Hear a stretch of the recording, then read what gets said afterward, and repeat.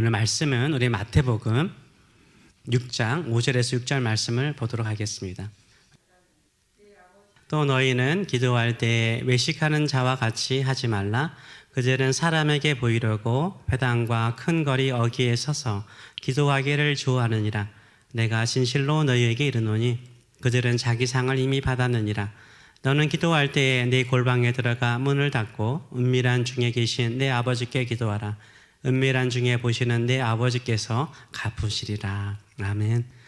오늘 이 말씀을 가지고 왜 하나님의 응답이 없는가, 왜 하나님의 응답이 없는가라는 제목으로 같이 은혜를 나누기로 합니다. 왜 우리가 기도하는데 하나님의 응답이 없을까? 분명히 성경은 말하기를 부르짖어 기도하면 응답한다고 말씀하셨거든요. 두드리면은 반드시 열린다고 말씀하셨거든요. 찾으면 찾는다고 말씀하셨거든요. 약속하셨는데 왜 응답이 없을까요?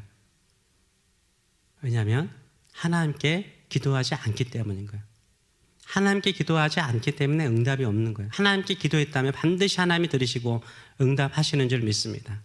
우리는 생각보다요, 기도한다고 하면서 하나님께 기도하기보다는 누구에게 기도할까요? 사람에게 보이려고 사람에게 기도할 때가 많아요. 전기 회사에 전화해서 왜 우리 집 인터넷이 안 돼요? 이렇게 전화하는 사람이 있대요. 거기에 전화하면 되나요? 전기가 끊어졌으면 전기 회사에 전화하는 것이 당연한 거죠. 인터넷이 안 되면 통신회사에 전화하는 것이 맞는 거죠.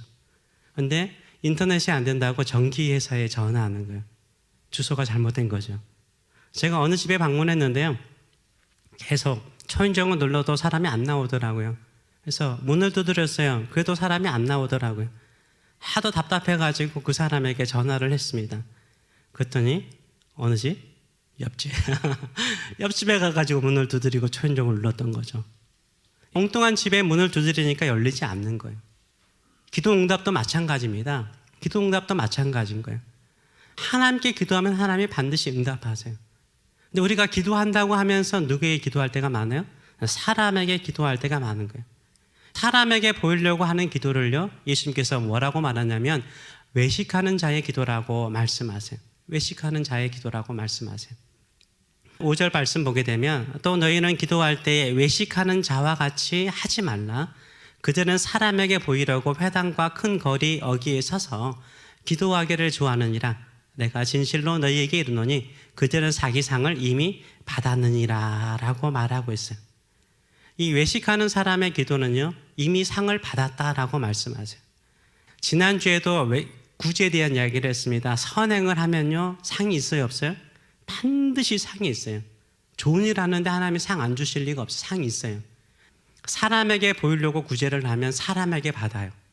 은밀하게 나도 모르게 구제를 하면 하나님께 상을 주세요. 사람에게 받으면 또 하나님께 받을 수가 없어요. 사람에게 못 받으면 하나님께 받는 거예요. 기도도 마찬가지예요. 기도도 우리가 열심히 기도하잖아요. 그런데 사람에게 보이려고 기도를 하잖아요. 이게 외식하는 기도거든요. 사람에게 기도하려고 하면 사람에게서 상을 받아요. 어떤 상이요? 당신은 참 경건합니다. 당신은 참 기도 많이 하시네요. 당신의 기도 때문에 내가 은혜 받았습니다. 이렇게 칭찬을 받는 상, 인정받는 상을 받는 거예요. 그래서 예수님께서는 사람들에게 인정받는 상, 이것을 위해서 사람에게 보이려고 하는 기도는요, 이미 상을 받았다라고 말씀하고 있는 거예요. 기도의 상이라는 것은 기도의 응답이잖아요. 사람에게 보이려고 하는 것은요, 결국 사람에게 내가 인정받으려고 했기 때문에 사람에게 그 상을 받게 되는 것입니다. 회당과 큰 거리 어귀에서 서서 큰 소리로 기도하는 바리새인들과 율법학자들이 많았어요. 자기가 경건하는 거, 긴 옷을 입고 이렇게 기도하는 사람들이 많았습니다. 그것을 예수님께서 주의하라고 말씀하시는 거예요. 사람들이 많이 모이는 장소에, 사람들이 많이 지나가는 시간에 사람들이 볼 수 있도록 큰 소리로 서서, 앉아서 기도하는 것도 아니요, 숨어서 기도하는 것도 아니요, 서서 기도하는 사람들이 있었어요. 지금으로 말하면 저는 하루에 3시간 이상 기도합니다. 저는 40일 금식 기도를 지금까지 한 3번 이상을 했습니다. 일주일에 저는 한 번씩 철학 기도합니다. 2번 이상 금식 기도합니다. 이렇게 자기를 자랑하는 거, 이런 것은 누구에게 보이려고 하는 거예요? 사람에게 보이려고 하는 외식의 기도요. 또 그로 인해서 사람들에게 인정을 받고 당신은 경건하십니다, 거룩하십니다 라고 인정받으면 이미 상을 받은 거예요. 왜? 그것을 목적으로 기도 생활을 했기 때문인 거죠. 그런데 보면 우리가 이런 생각을 할 수 있죠. 아니, 기도하는 사람이 하나님 아버지, 주님 부르면서 기도하는데요, 왜 그게 사람에게 보이려고 하는 기도입니까? 라고 물을 수 있는 거죠. 근데 하나님께 기도하는 것처럼 보이지만요, 우리가 사람을 대상으로 기도할 때가 많아요. 사람을 의식하며 기도하는 것은요, 그건 사람에게 하는 기도죠. 사람에게 상을 받는 것이에요. 사람들에게 하는 기도이기 때문에요, 사람들이 좋아하는 어구를 쓰거나 사람들에게 사람들이 위로받거나 사람들이 칭찬받을 만한 기도를 하죠. 그래서 누구를 의식하는 거예요? 하나님을 의식하는 것이 아니라 사람을 의식하며 기도하는 거예요. 결국 외식하는 기도는요, 하나님께 하는 기도가 아니라는 거예요. 결국 그것은 사람들에게 하는 기도라는 거예요. 사람들에게 들으라고, 사람들에게 칭찬받으라고 하는 기도이기 때문에 그것은 하나님께 한 기도가 아니기 때문에 하나님이 응답하지 않는다는 거예요. 그래서 사람들에게 기도 많이 하시네요, 참 기도 잘하시네요, 기도로 은혜 받았습니다, 이러면 이미 자기가 원하는 기도 생활을 통해서 얻고자 하는 것을 이미 얻은 거예요. 상을 받은 거죠. 근데 이런 기도, 이런 외식하는 기도를요, 누가 제일 잘할까요? 저죠. 목사인 저예요. 제가 가장 공개적인 사람들 앞에서 기도 많이 하잖아요. 제가 이런 유혹을 받을 때가 참 많은 거예요. 사람들 앞에서 기도하기 때문에 사람들의 마음을 기쁘게 하고 또 사람들을 즐겁게 해주려고 하는 기도를 할 수 있는 유혹이 많은 사람이 저인 거예요. 목사인 제가요, 외식하는 기도를 잘 할 수 있어요. 실질적으로 제가 이렇게 돌아보니까요, 많이 하더라고요. 회개 많이 합니다. 회개 많이 합니다. 그래서 하나님을 향하여 늘 기도하는 진실한 목사가 될 수 있도록, 성도들을 위해서 기도할 때도 외식하는 기도가 아니라 진심 어린 기도가 할 수 있도록 늘 기도해 주시는 저와 여러분 되시기 바랍니다.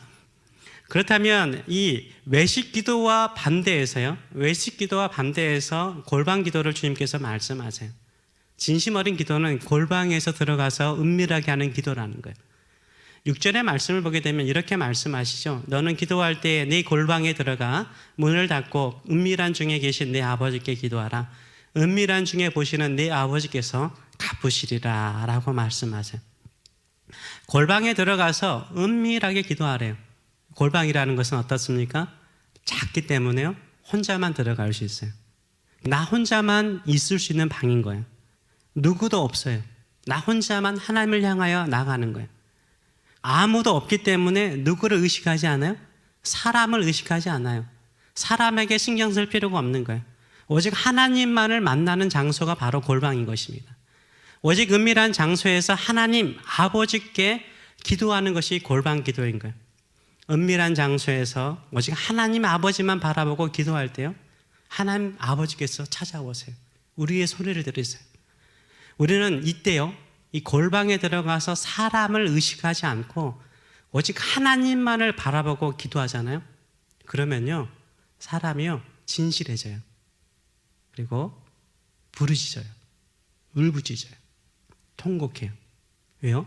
내 인생에 힘들고 어려운 것들을 다 토해내는 기도를 아버지께 하는 거예요. 내 주변에 아무도 없어요. 그렇죠? 내 주변에 아무도 없기 때문에 내가 사람들에게 어떤 신경 쓸 일이 없는 거예요. 그렇기 때문에 진심 어린 기도를 할 수 있는 거예요. 진심 어린 기도를 하나님께 할 때 하나님께서 응답하시는 거예요. 우리가 좋아하는 에레미야 33장 3절 말씀 보게 되면 너는 내게 부르짖으라 내가 내게 응답하겠고 내가 알지 못하는 크고 비밀한 일을 내게 보이리라 라고 말씀하고 있어요. 이때도요, 뭐 하라고요? 부르짖으래요. cry out 하라는 거예요. 진심 어린 기도를 하면 하나님께서 응답하신대요. 응답하실 뿐만 아니라 네가 알지 못하는 크고 비밀한 일을 하나님께서 보여주신다라고 약속하고 있어요. 시편의 말씀을 보게 되면 다윗이 얼마나 힘들고 어려운 일들이 많았어요. 다윗의 시편을 보면 다윗의 시편은 거의 cry out이에요. 부르짖는 기도예요. 다윗은요, 사람을 의식하면 할 수 없는 기도를요, 하나님만을 바라보기 때문에 할 수 있는 기도를 많이 했어요. 하나님께 자기의 모든 마음을 다 아뢰었던 거예요. 그때는 하나님께 찾아오시고 다윗을 어루만지시고 그 받은 상처를 다 치유하시고 강하게 만들어서 하나님의 기쁨이 되는 하나님의 마음에 합한 왕으로 그를 세워가는 것을 우리가 볼 수 있습니다. 이 골방의 기도는 다른 말로 하면 통곡의 기도라고 부를 수 있어요. 저는 그렇게 생각을 해요. 통곡의 기도예요. 부르짖는 기도예요. 왜? 하나님만을 의식하기 때문인 거예요. 남자이기 때문에 그런 경험은 없지만 이 여부자분께 결혼 생활하다가 옛날에는 시집살이 되게 심했잖아요. 시집살이 심해서 막 시집살이 막 당하다가 친정집에 가면 엄마 앞에 가가지고 막 딸들이 막 울고 저는 뭐 모르죠. 그냥 뭐 드라마라든가 나오니까 이야기를 듣거나 다 이야기하잖아요. 그게 바로 뭐요? 아버지의 품에 가서 통곡하는 기도, 골방 기도가 그런 기도인 것입니다. 구약 성경을 보게 되면 한나가 나옵니다. 이 한나가 하나님께 기도하잖아요. 실로의 성막에 가서 기도하는데 이 한나가 기도할 때 어떻게 기도해요? 분명히 애니지상도 있고 주변 다른 기도하는 사람도 있었을 거예요.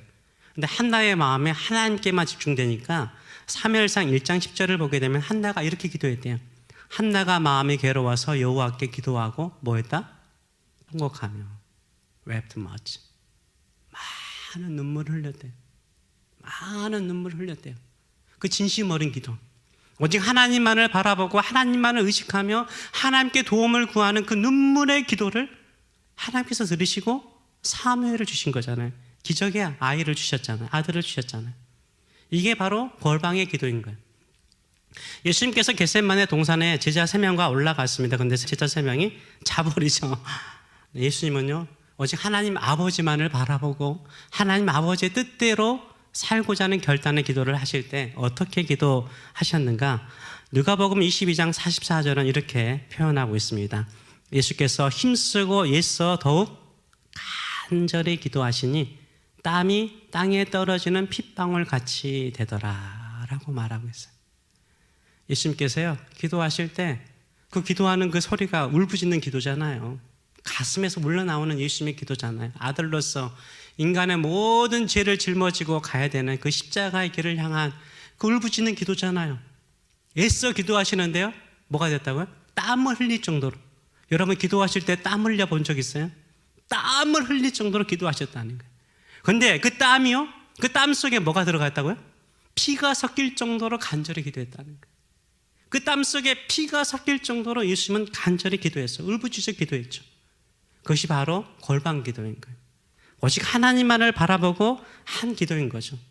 우리도 한 번쯤은 이런 골방 기도를 해본 적이 있을 거예요. 신앙생활 해보신 분들은 다들 이런 골방 기도를 해보셨을 거예요. 언제 우리가 하나님의 응답을 받죠? 이런 진심 어린 기도를 하면요, 하나님이 반드시 응답하세요. 하나님께 한 기도이기 때문에 그런 거예요.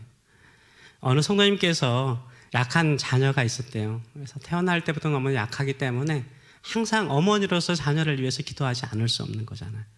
그래서 아이를 위해서 간절히 기도하는데 어느 날은 정말 사람이 있건 없건 상관없이 그냥 하나님만을 바라보고 그 약한 자녀를 위해서 울부짖어 기도했대요. 막 울부짖어. 소리지르 막 통곡하며 기도했대요. 간절히 기도하니까는 마음에 통곡이 다 나오더래요.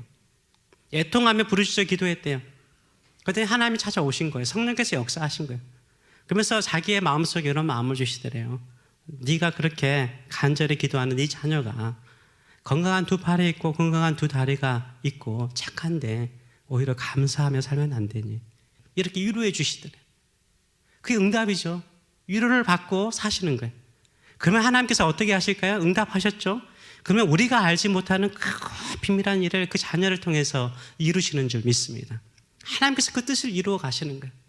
우리가 진심 어린 기도를 하면요, 하나님은 응답하실 뿐만 아니라 에레미야 33장 3절의 말씀처럼 우리가 알지 못하여서 답답하여서 했던 그 기도에 그 이상을 뛰어넘어서 하나님께서 크고 은밀한 일을 이루시는 줄 믿습니다.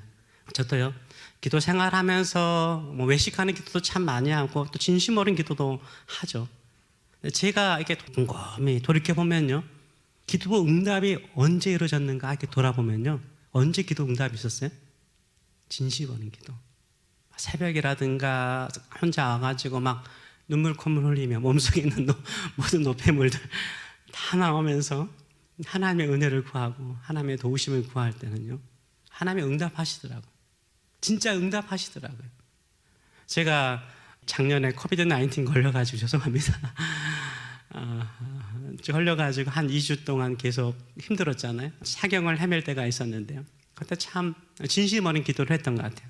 내 생명이 이 땅에 살아가는 삶의 과정이 여기서 마칠 수 있다고 생각하니까 사람이 진실해지더라고요. 진심 어린 기도를 하니까 회개가 나오고 통곡이 나오고 또 하나님께 온전히 충성하지 못하고 성도들을 온전하게 사랑하지 못한 나의 허물들이 보이고, 그러면서 진심 어린 기도를 했어요. 낫고 난 다음에 이제 코비드-19에 걸리신 분들을 그런 소식을 듣잖아요. 그러니까 내가 아팠기 때문에 그분들의 마음을 알잖아요. 그분들의 고통을 알잖아요. 그렇기 때문에 내가 진심 어린 기도를 하죠. 이상하게 후유증일 수도 있는데 내 마음일 수도 있었던 것 같아요. 그때가 참 눈물이 많았던 것 같아요.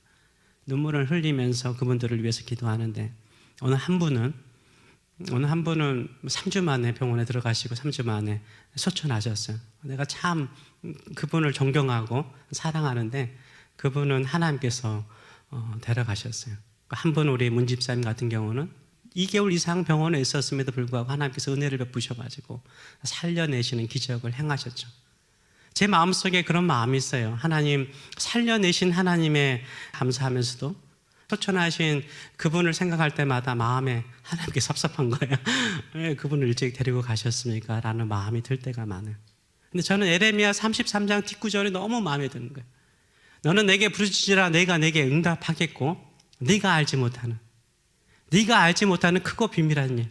하나님께서 그분을 하늘나라로 데려가셨지만 그 후손과 그 자녀들을 통해서 이루시고자 하는 크고 비밀한 일이 있다는 거예요.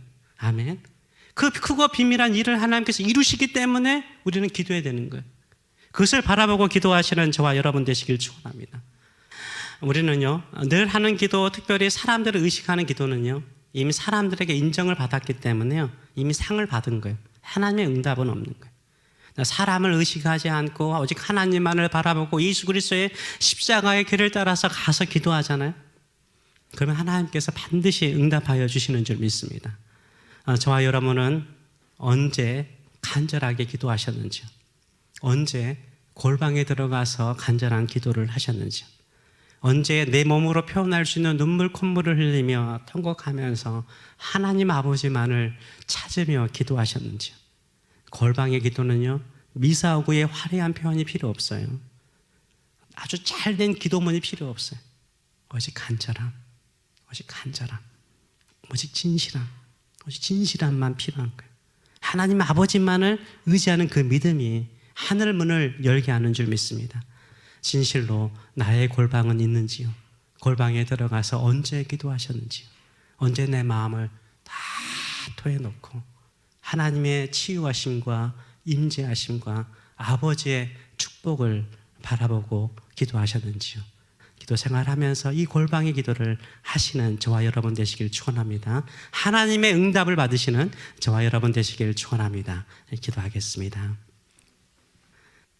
우리 주님께서 원하시는 것은 상한 마음이라고 시편은 말하고 있습니다.